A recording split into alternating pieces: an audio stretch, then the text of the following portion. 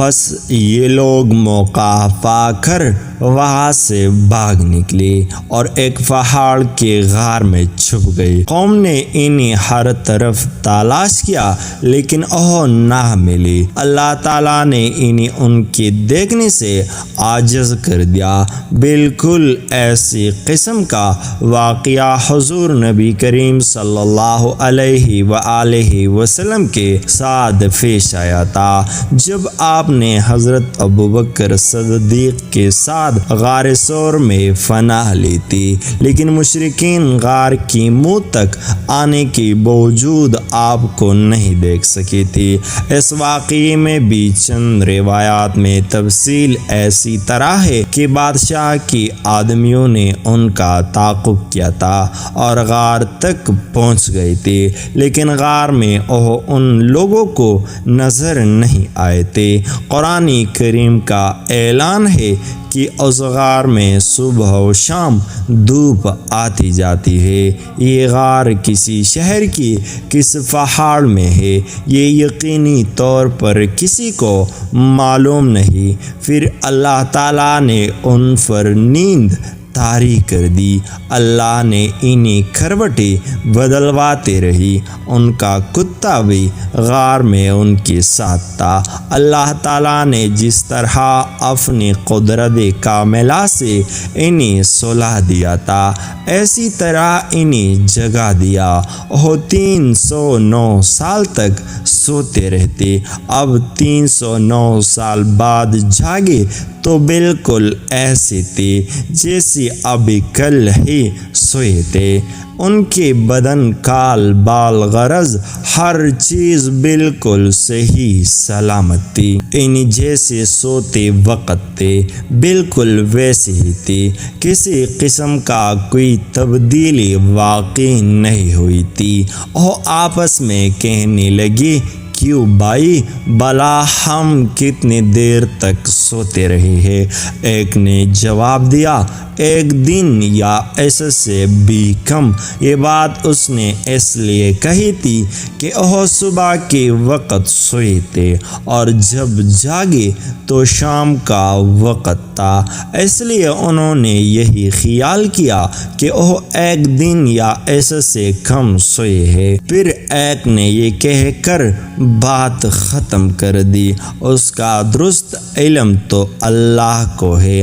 اب انہیں شدید بھوک پیاس کا احساس ہوا۔ انہوں نے سوچا بازار سے کھانا منگوانا چاہیے۔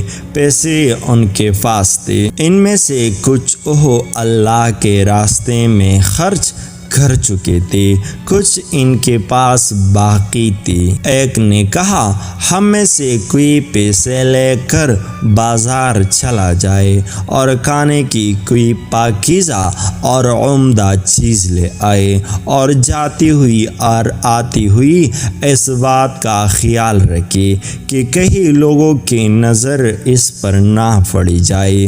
سودا خریدتے وقت بھی ہوشیاری سے کام لے، کسی کی نظروں میں نہ آئے۔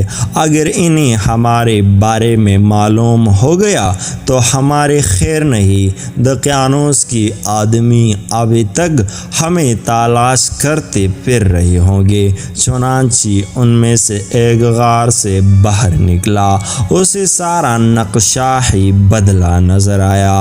اب اسے کیا معلوم تھا کہ وہ 309 سال تک سوتے رہے ہیں۔ اس نے دیکھا کوئی چیز اپنے پہلی حال پر نہیں تھی۔ شہر میں کوئی بھی اسے جانا پہچانا نظر نہیں آیا۔ یہ حیران تھا، پریشان تھا اور ڈرے ڈرے انداز میں آگے بڑھ رہا تھا۔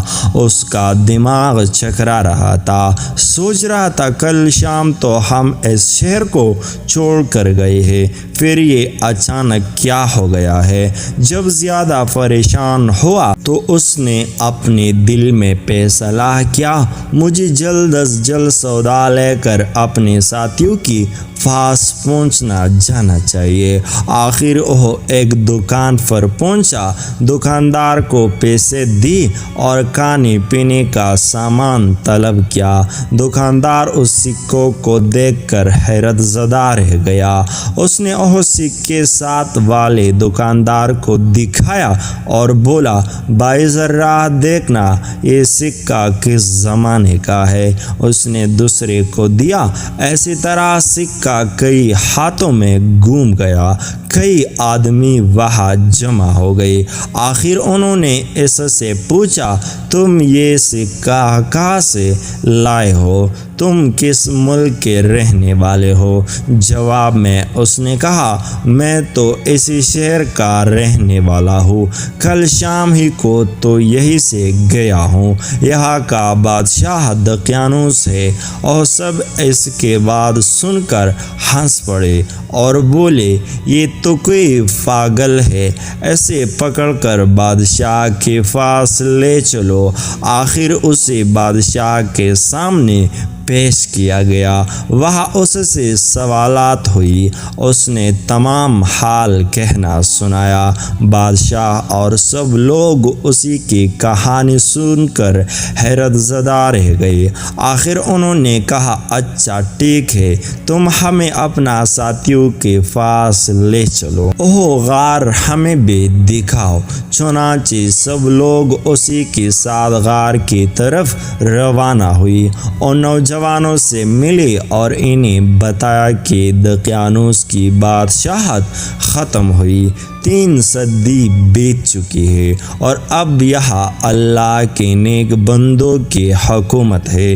بہرحال ان نوجوانوں نے اپنی بقایا زندگی اسی غار میں گزاری اور وہی وفات پائی۔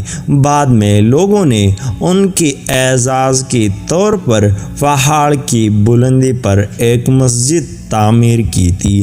ایک روایت یہ بھی ہے کہ جب شہر جانے والا پہلا نوجوان لوگوں کو لے کر غار کے قریب پہنچا تو اس نے کہا، تم لوگ یہی ٹھہرو، میں جا کر انہیں خبر کر دوں۔ اب یہ ان سے الگ ہو کر غار میں داخل ہو گیا۔ ساتھ ہی اللہ نے ان پر پھر نیند طاری کر دی۔ بادشاہ اور اس کے ساتھی اسے تلاش کرتے رہ گئے، نہ وہ ملا اور نہ ہی وہ غار انہیں نظر آیا۔ اللہ تعالیٰ نے ان کی نظروں سے غار کو اور ان سب کو چھپا دیا۔ ان کے بارے میں لوگ خیال ظاہر کرتے رہے کہ وہ 7 تھے، 8واں ان کا کتا تھا، یا وہ 9 تھے، 10واں ان کا کتا تھا۔ بہرحال ان کی گنتی کا صحیح علم اللہ ہی کو ہے۔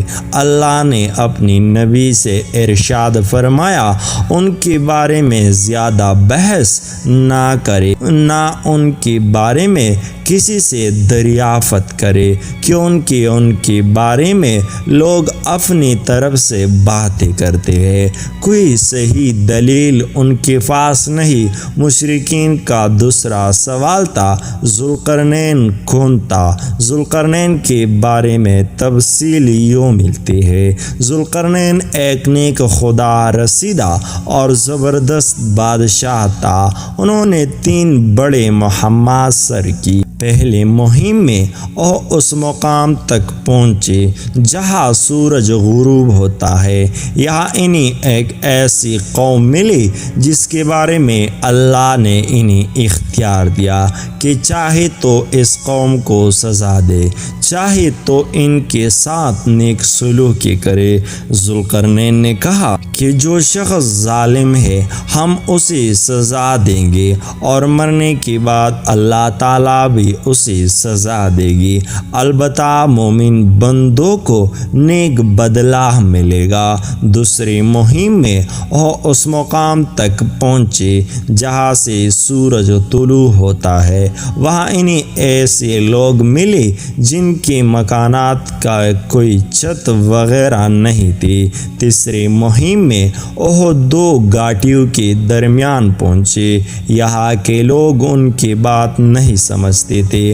انہوں نے اشاروں میں یہ ترجمے کے ذریعے یاجوج و ماجوج کی تباہ کاریوں کی شکوہ کرتی ہوئی ان سے درخواست کی کہ ان کے اور یاجوج و ماجوج کے درمیان بند بنا دے۔ ذوالقرنین نے لوہے کی چادریں منگوائی، پھر ان سے ایک دیوار بنا دی، اس میں تانبا پگھلا کر ڈالا گیا۔ اس کام کے ہونے پر ذوالقرنین نے کہا، یہ اللہ کا فضل ہے کہ مجھ سے اتنا بڑا کام ہو گیا۔ قیامت کے قریب یاجوج و ماجوج اس دیوار کو توڑنے میں کامیاب ہو جائیں گے۔ ذوالقرنین کے بارے میں مختلف وضاحتیں کتابوں میں ملتے ہیں۔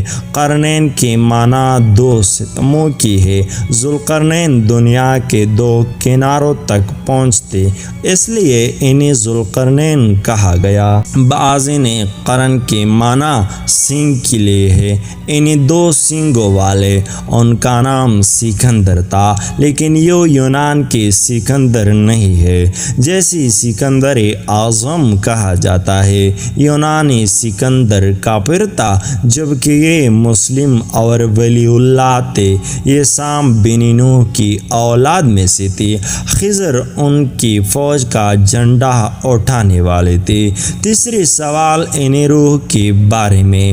اللہ تعالیٰ نے ارشاد فرمایا، یہ لوگ آپ سے روح کے بارے میں پوچھتے ہیں، آپ فرما دیجئے کہ روح میرے رب کے حکم سے قائم ہے۔